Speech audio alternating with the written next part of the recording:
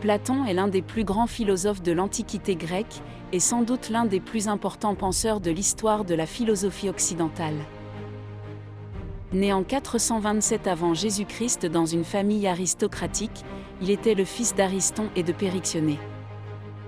Platon a reçu une éducation soignée, qui comprenait des études de gymnastique, de musique, de littérature et de philosophie. À l'âge de 20 ans, Platon est devenu un disciple de Socrate, le célèbre philosophe qui a été son mentor jusqu'à sa mort en 399 avant Jésus-Christ. Après la mort de Socrate, Platon a voyagé en Égypte, en Sicile et en Italie, avant de retourner à Athènes, en 387 avant Jésus-Christ. C'est là qu'il a fondé l'Académie de philosophie, qui est devenue l'une des institutions les plus importantes de l'histoire de la pensée occidentale. L'Académie a été le lieu de formation de nombreux philosophes célèbres, dont Aristote.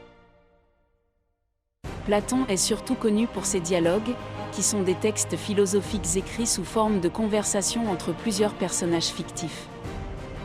Les dialogues de Platon abordent de nombreux sujets différents, mais ils ont en commun une recherche de la vérité et de la sagesse.